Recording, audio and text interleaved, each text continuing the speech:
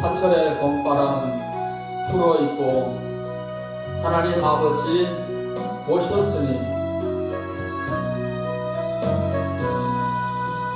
사철의 봄바람 불어있고 하나님 아버지 모셨으니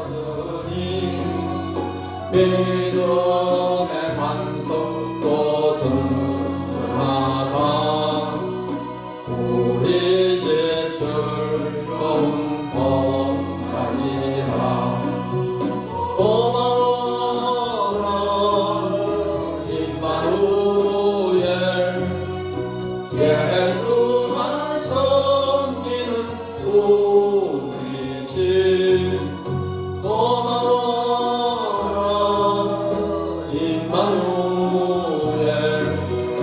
복되고 즐거운 하루하루 어머니 우리를 보이시고 동리들 사랑에 뭉쳐있고 기쁨과 소름도 같이하니 한강에 저라도 천국이라 고마워라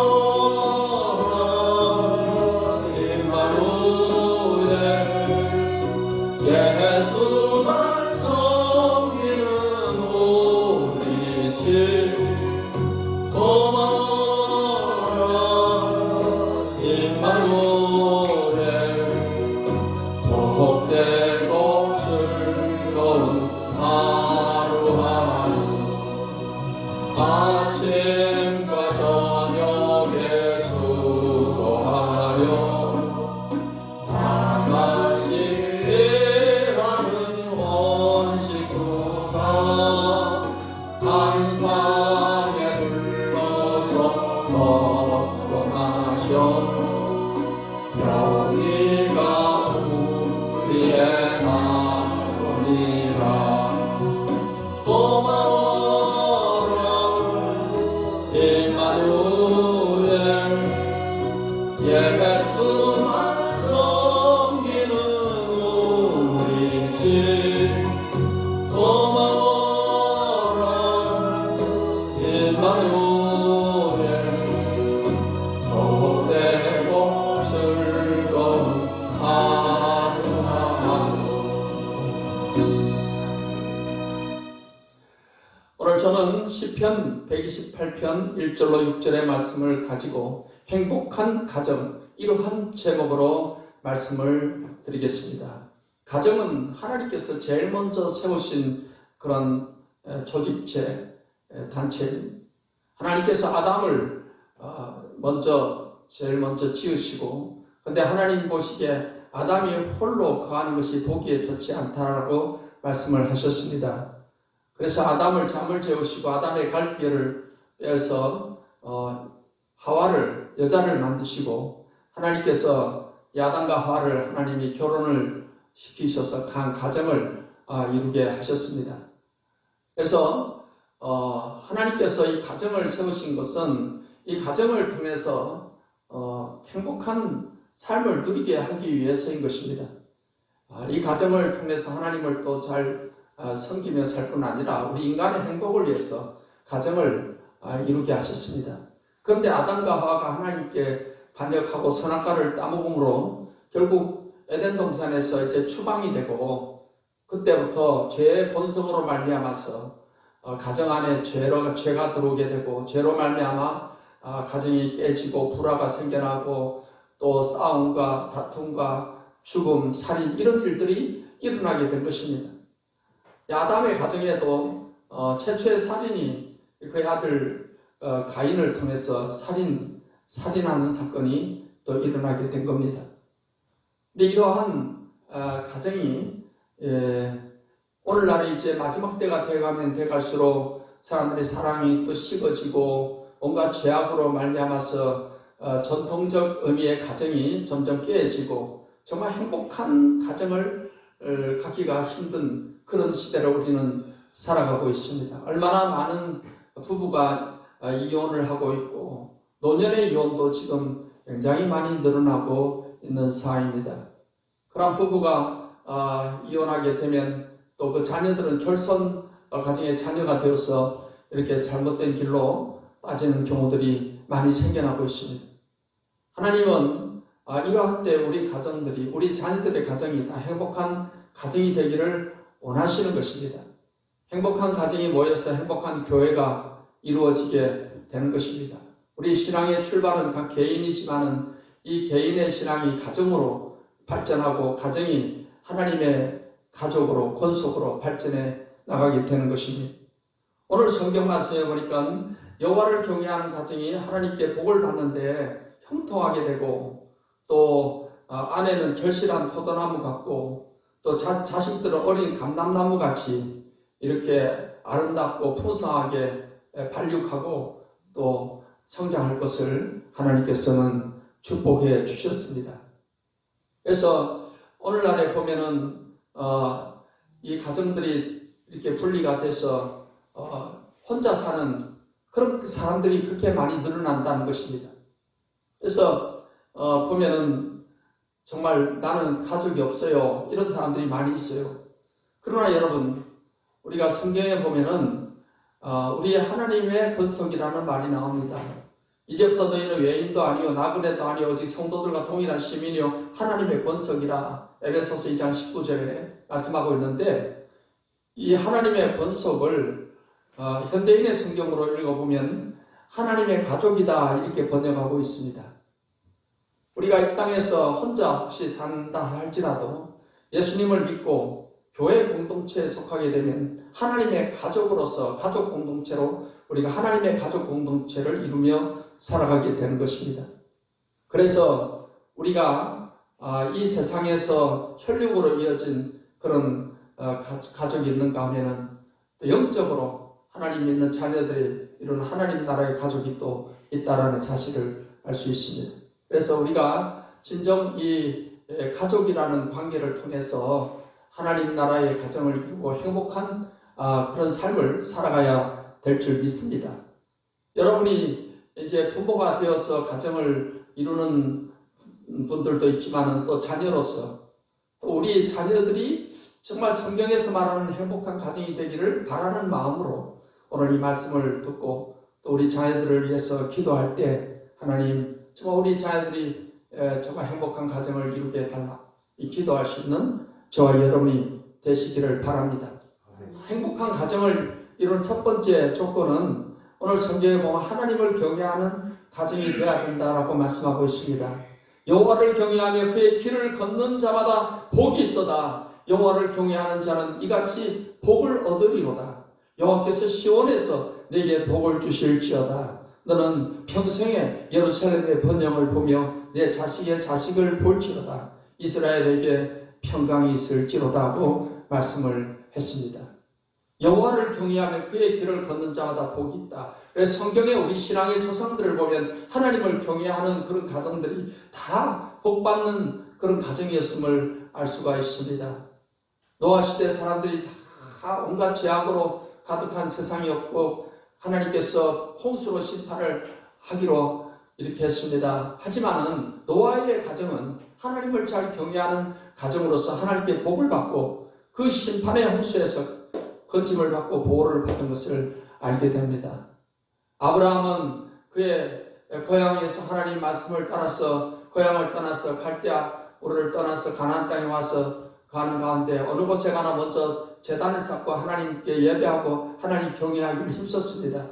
그런 아브라함의 가정이 하나님께 복을 받아서 자자손손이 그래서 후손이 번창하고 이스라엘 큰 민족을 이루게 되고 아브라함의 후손을 통해서 예수님이 이 땅에 오셔서 온 세상의 사람들이 또 구원받는 길이 또 열려지게 된 것을 우리가 볼 수가 있습니다. 여호와를 경외하는 가정이 이렇게 복받는다는 것을 성경은 우리에게 많이 말씀을 하고 있고 우리가 신약 성경에 와서도 비록 이방인이었지만 하나님을 잘 경외해서 복받은 사람에 관해서 기록을 하고 있습니다. 가이사라에 고넬료라는 사람이 있었습니다. 이 사람은 이달리아 대 로마 군대 백부장이었습니다. 로마 군대 백부장으로서 파견 나와 있었습니다. 하지만 그는 이스라엘 사람들이 믿는 하나님을, 그 역시 하나님을 믿었습니다. 그리고 이스라엘 사람들보다 더 열심히 하나님을 잘 경외했습니다. 성경에 보니까 그가 경건하여 온 치고로 더불어 하나님을 경외하며 백성을 많이 부재하고 하나님께 항상 기도하더니 이렇게 말씀을 하고 있습니다. 이렇게 군대 지휘관 있던 이 고넬료가 이렇게 하나님을 잘 경외하니 하나님께서 복을 주시고자 어느 날 기도 시간에 천사를 보냈습니다. 그래서 천사가 고넬료에게 내 기도와 부재가 하나님께 상달되었으니 지금 요파에 사람을 보내서 베드로를 불러다 하나님 말씀을 들으라고 했습니다.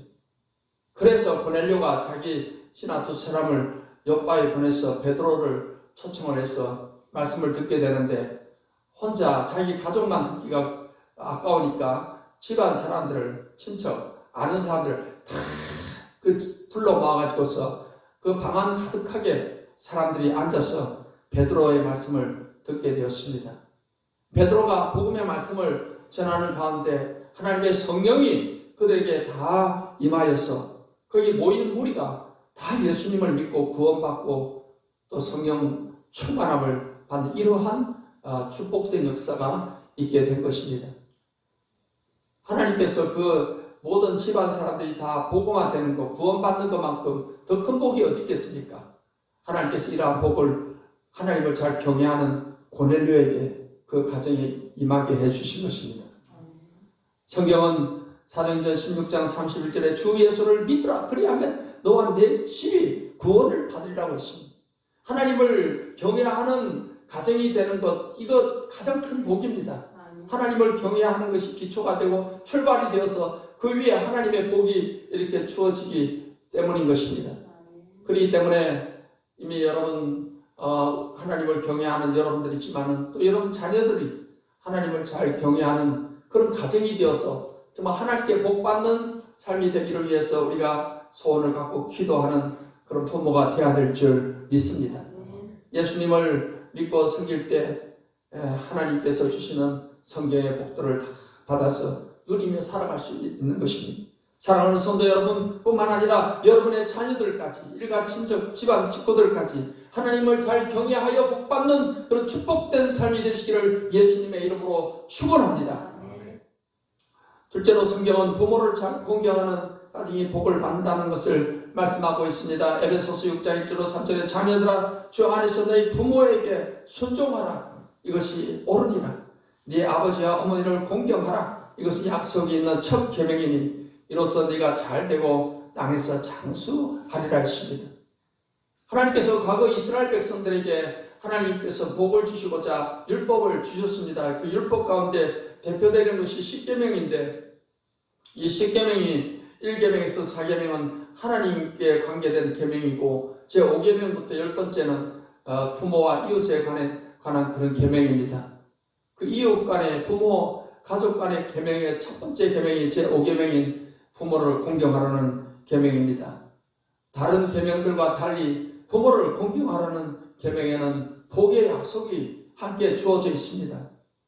내 아버지 어머니를 공경하라. 이것은 약속이 있는 첫 계명이니 이로써 내가 잘되고 땅에서 장수하리라.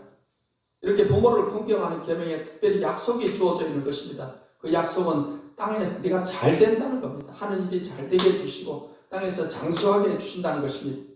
하나님의 말씀은 절대로 헛된 말씀이 아닙니다. 하나님이 한번 하신 말씀은 반드시 그 말씀대로 믿고 사는 자에게 그 말씀의 약속을 이루어 주시는 줄 믿습니다. 그래서 우리가 정말 하나님께 복받고 사는 것은 땅에서 잘되고 장수하는 것은 부모를 잘 공경하는 데 있다는 사실을 알아야 될 것입니다. 여러분들 가운데는 지금 부모님이 지금도 살아 계시는 분도 계시겠지만은 이제 이미 세상을 떠나신 분들도 계실 것입니다.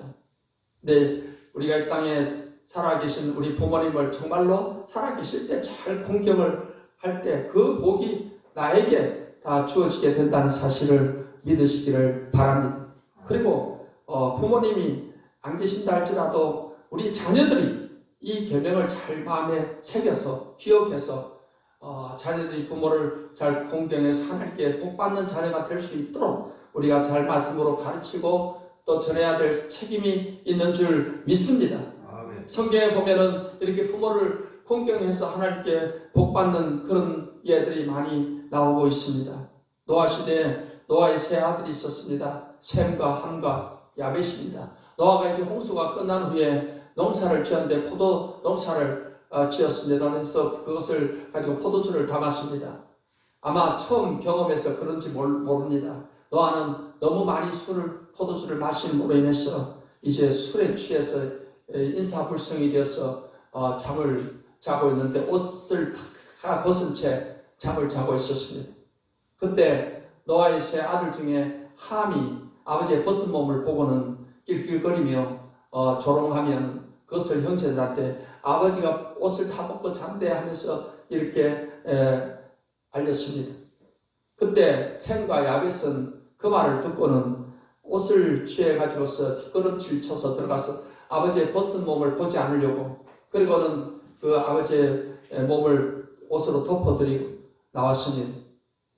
노아가 술이 깬 후에 그 아들들이 자기에게 어떻게 했던 이야기를 다 듣고는, 그리고는 노아가 축복을 하고 저주하는 그런 예언을 하게 되었을 때 함에 대해서는 함의 아들 가나안에게 저주를 받게 된다고 했고 그의 형제의 종들의 종이 되기를 원한다 했습니다.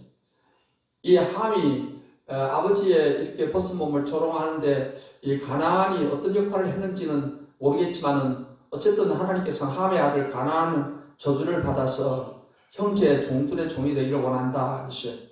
그리고 셈의 하나님 여호와를 찬송하리로다. 가나안은 셈의 종이 되고 하나님이 야벳을 창대하게 하사 셈의 장막에 거하게 하시고 가나안은 그의 종이 되게 하시기를 원한다 했습니다.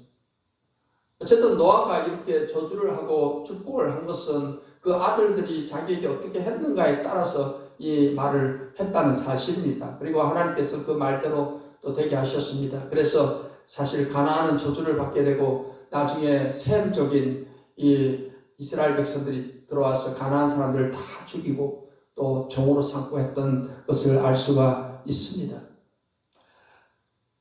이처럼 노아에게 그 아버지에게 어떻게 했느냐에 따라서 축복과 어떤 저주의 말이 주어지게 된 것을 알 수가 있습니다. 또 성경에 대표적으로 정말 부모를 잘 공경해서 복을 받은 사람의 대표적으로 우리는 항상 룻이라는 여인을 생각을 합니다.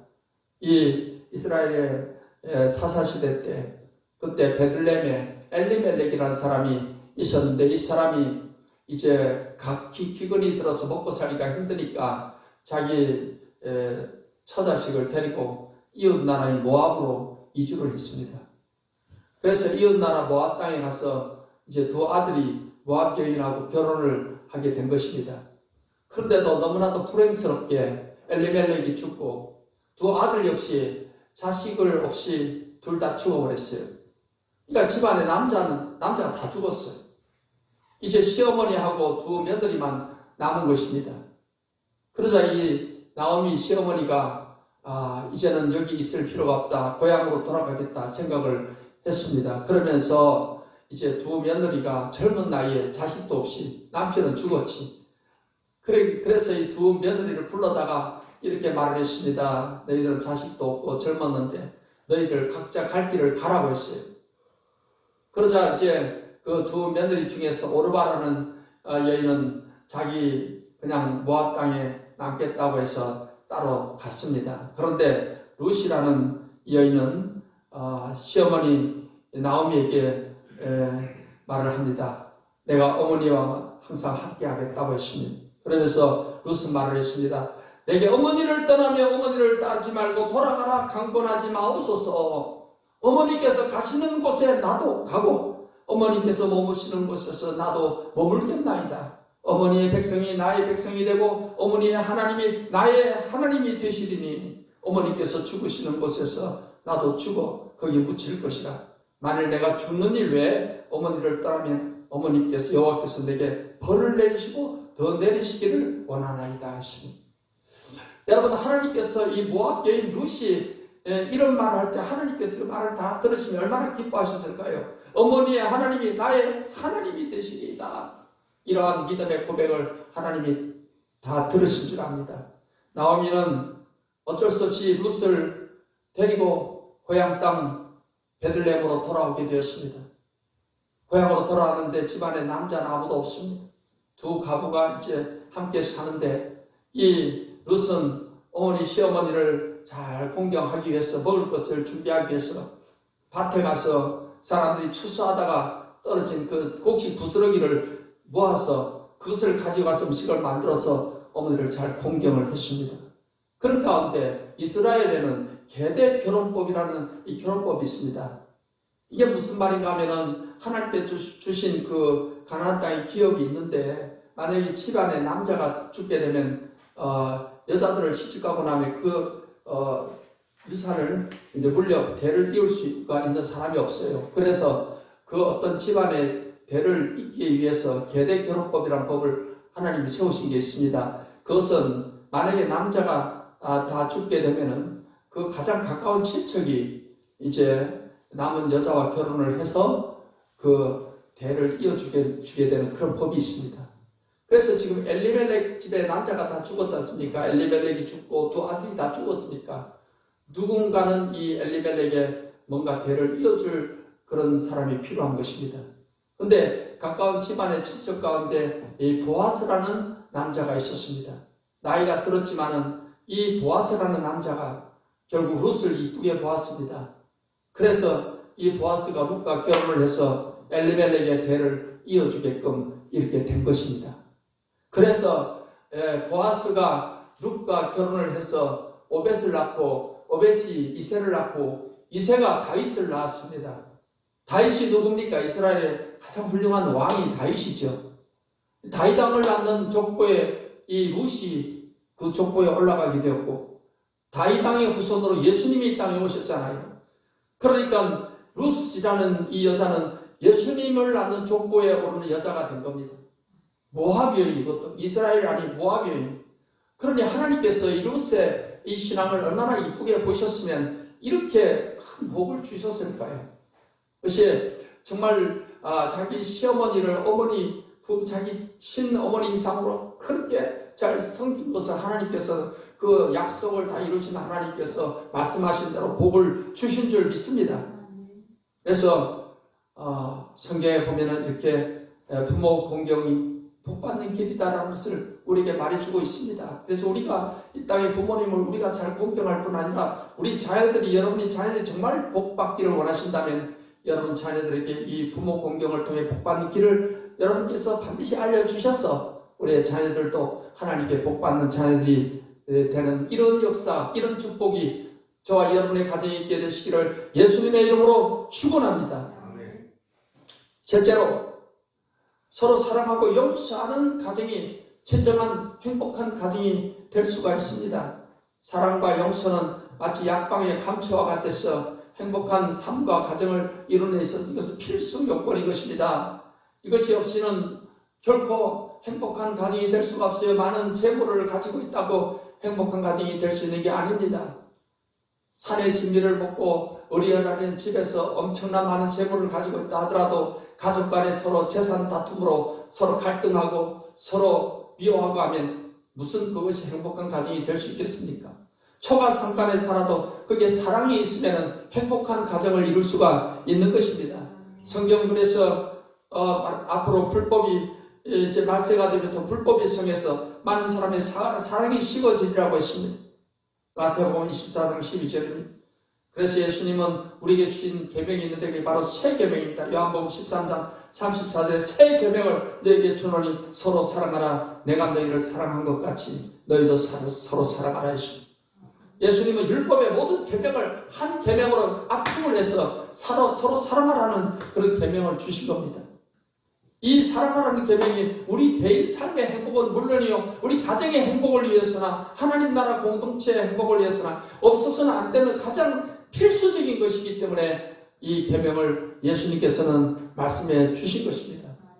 그리고 사랑이라는 것은 용서를 반드시 담고 있는 것입니다. 하나님께서는 우리를 사랑하시기 때문에 우리 죄를 용서해 주시려고 하나님의 아들 예수님을 이 땅에 보내셔서 십자가에 죽기까지 그런 희생적 사랑을 나타내 보여주신 것입니다.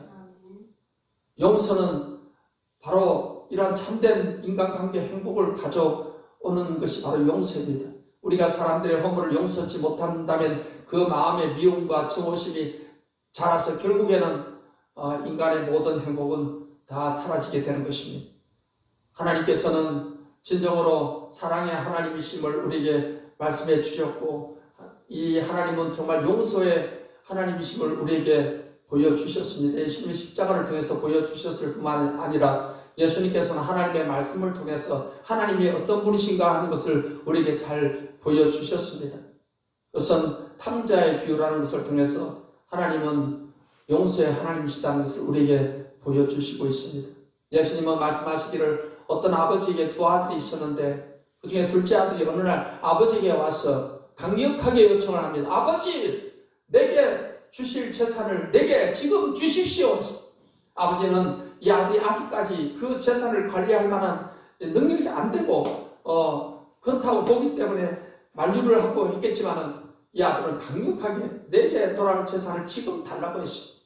그래서 모든 재산을 둘째 아들에게 돌아갈 재산을 정리를 해서 아들에게 다 이렇게 물려주었습니다.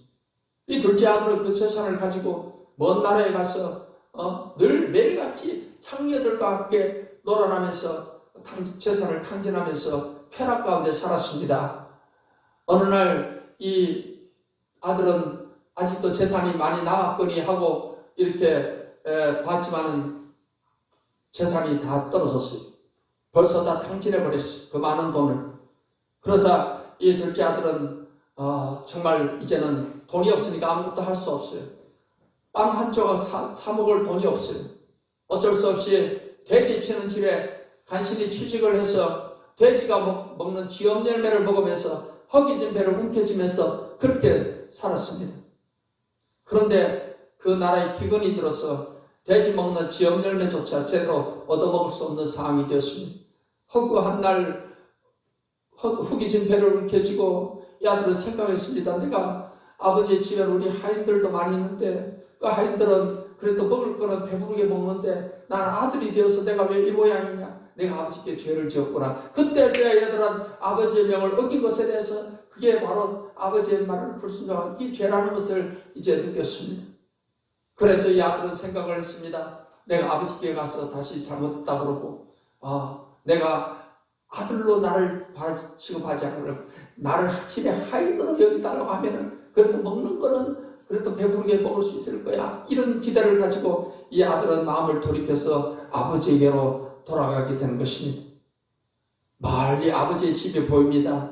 그런데 이 아버지는 어떤 아버지냐면은 이 아버지는 그렇게 둘째 아들이 자기 재산을 가지고 다 탕진해 버렸지만은 이 아버지는 그 아들이 다시 돌아오기만을 늘 기다리고 있습니다. 그 아들이 비록 엄청난 잘못을 했지만은 다 용서하고 그 아들을 맞아들일 준비를 하고 있었습니다. 그래서 멀리서 한 누더기 옷을 입은 사람이 이렇게 점점 더 가까이 오니까 이 아버지는 튀어가서 보니까 정말 자기 둘째 아들이에요. 그래서 이 아들을 움켜안고 아들을 사랑해 주면서 그 아들에게 이렇게 말을 합니다. 아들은 아버지에게 먼저 이렇게 말합니다. 내가 하늘과 아버지께 죄를 지었으니 이 지금부터는 아버지의 아들이라 일컬음을 감당하지 못하겠습니다. 라고 했습니다. 그러나 아버지는 종들에게 말하기를 제일 좋은 옷을 내어다가 입히고 손에 가락지를 끼우고 발에 실을 신기라. 그리고 살찐 송아지를 끌어다가 잡으라. 우리가 먹고 즐기자. 내 아들은 죽었다가 살았고 잃었다가 얻었기로 내가 이렇게 기뻐한다. 그러면서 풍악을 울리며 즐거워했던 것입니다. 이 아버지는 하나님 아버지의 마음을 우리에게 보여주는 것입니다. 여러분, 하나님 아버지는 우리 타락한 우리 인류를 하나님이 구원하시기 위해서 우리를 용서해 주시기 위해서 그 아들 예수님을 이 땅에 보내시고 십자가에 죽게 하셔서 우리의 죄를 용서하시고 우리를 하나님의 자녀로 다시 받아주신 것입니다. 여러분, 이렇게 성경은 하나님이 사랑의 하나님이시며 용서의 하나님이신 것을 우리에게 말씀을 하고 있고, 예수님께서는 이러한 우리들에게도 용서를 실천하며 살라고 말씀을 하셨습니다. 마태복음 18장 35절에 너희가 각각 마음으로부터 형제를 용서하지 아니하면 나의 하늘 아버지께서도 너희에게 이와 같이 하시리라 하시니, 에베소서 4장 32절에 서로 친절하게 하며 불쌍히 여기며 서로 용서하기를 하나님이 그리스도 안에서 너희를 용서하신 것 같이 하라고 말씀을 하십니다. 사랑하는 성도 여러분, 하나님의 자녀된 우리들은 이러한 하나님의 사랑을 우리가 본받아서 이 땅에 사는 동안에 정말로 우리 가족과 형제들을 사랑하고 또 그들의 잘못을 용서해 줄 수 있는 삶이 이루어져야 될 줄 믿습니다. 우리가 용서할 때 진정으로 우리 마음이 진정한 자유함이 임하게 되는 것입니다. 예를 들어서 우리가 누구를 미워한다면 그 미움은 그 사람이 가기 전에 먼저 내 마음부터 지배하는 것입니다. 밤에 잠을 잘 때도 그 사람이 미워지게 되고 그 사람이 정오스럽고 머릿속에 기쁨과 행복 대신에 미운 마음이 나를 먼저 불행하고 만들고 미움이란 감옥에 나를 가두어 놓게 될 것입니다. 그러나 우리가 진정으로 예수님의 사랑과 예수님의 용서를 우리가 본받고 그것을 실천하면 참된 이 자유함과 행복이 밀려오는 것을 체험하게 될 것입니다. 코린থ 봄 여사는 하란의 사람인데 기독교인인데 그 가정이 유대인들을 숨겨줬다는 제목으로 잡혀가지고서 유대인 수용소에 다 들어갔습니다. 그의 가족들은 수용소에서 모진 곤욕을 치르다가 다 죽고 그의 언니도 죽고 이제 이 코린থ 봄 여사는 끝까지 살아남았습니다. 그래서 전쟁이 끝난 후에 이제 이 여사는 살아나와가지고서 이제는 부흥사가 돼서 온 세계로 다니면서 용서의 복음을 전하면서 살게 되었습니다. 세계 각지로 다니면서 우리가 하나님의 사랑을 받은 것처럼 우리도 서로 용서하며 삽시다 이렇게 복음을 전했는데, 어느 날 하나님께서 이 부흥여사에게 야 너도 독일에 가서 복음 전해라 그랬습니다. 여러분 독일이 어떤 나라입니까? 히틀러. 그래서 그 히틀러 수용소에서 정말 죽을 곤욕을 치렀지 않습니까? 네, 하나님께서 가라고 하시니까 순종하고 가서 복음을 전하는데, 말씀 전하고 사람들이 와서 이렇게 부흥여사에게 사랑과 용서의 화해의 악수를 청합니다. 그들은 독일 민족이라는 것 때문에 다 독일 사람들이 어떤 죄의식을 가지고 있었습니다. 그러나 이제 이 부흥여사를 통해서 용서의 복음을 들었을 때 자유함을 얻고 악수를 청하는 것입니다. 근데 한 노신사가 점점 자기 앞으로 다가오는데 그 얼굴을 보는 순간에 그냥 피가 거꾸로 솟을 만큼 소스라치게 놀라고 말았어요. 그 사람 누군가 하면 바로 유태인 수용소에서 자기 자매, 자기 언니와 자기 얼마나 능욕하고 모욕하고 고문하고 했던 그 악질 그 독일 간수였습니다. 그냥 몸이 얼어붙는 것 같았어요. 그런데 그 사람은 자기를 몰라보는 거예요. 그러니까 화해 용서에 손을 이렇게 악수를 내밀면 가까이 오는데 차마 그 짧은 순간에 그는 하나님 세상 사람 다 용서해도 내가 저 남자만큼 내 용서 못하겠습니다. 그런데 마음속에 소리가 들리기를 나는 저 사람을 용서했다. 예수님의 말씀이 들리는 거예요. 너도 용서해라. 그런 말씀이 들리는 거예요. 그래서 그 짧은 순간에 갈등을 느꼈지만은 손을 내밀어 악수하는 그 순간에 온몸에 그냥 전율이 흐르는 것 같았어요. 하나님의 사랑과 말로 다 할 수 있는 영적인 자유함이 임하면서 말할 수 없는 마음의 그 기쁨과 은혜가 임하게 되었다는 것입니다. 사랑하는 성도 여러분, 이렇게 우리가 하나님의 사랑과 용서를 실천하고 살아가면 내 마음에 참된 하나님의 은혜와 자유함과 기쁨이 있는 것은 물론이요, 이것이 불쏘시간 돼서 우리 가정에 화목을 가져오고 집안에 화목을 가져오는 것입니다. 사랑하는 성도 여러분 모두가 다 이 용서와 사랑을 실천함을 통해서 여러분 한 사람을 통해서 여러분 부부간에 행복해지고 부모 자식간에 행복해지고 집안 식구끼리 행복해지는 이러한 역사가 있게 되시기를 주님의 이름으로 축복합니다. 사랑하는 성도 여러분, 하나님께서는 우리에게 가정을 이루어 주셨습니다. 가정을 만들어 주셨습니다. 하나님께서는 우리 가정들이 다 행복한 가정이 되기를 원하시는 것입니다. 우리 하나님의 권속들이 교회 안에서 다 행복하기를 원하시는 것입니다. 이제 우리는 진실로 하나님을 경외하는 자에게 하나님께서는 복을 주시고 형통케 하신다는 이 사실을 믿으시기를 바랍니다. 부모를 공경할 때 땅에서 잘 되고 장수하게 된다고 하신 하나님의 약속이 있음을 믿으시기를 바랍니다. 우리가 예수님의 사랑, 하나님의 사랑을 우리가 본받아서 사랑하고 용서하는 삶을 실천해 나갈 때 진정한 행복한 삶이 이루어지고 행복한 가정이 이루어진다는 사실을 믿으시고 사랑하는 성도 여러분 모두가 다 주님 안에서 참된 행복과 참된 기쁨이 넘치는 축복된 가정이 다 되시기를 예수님의 이름으로 축원합니다.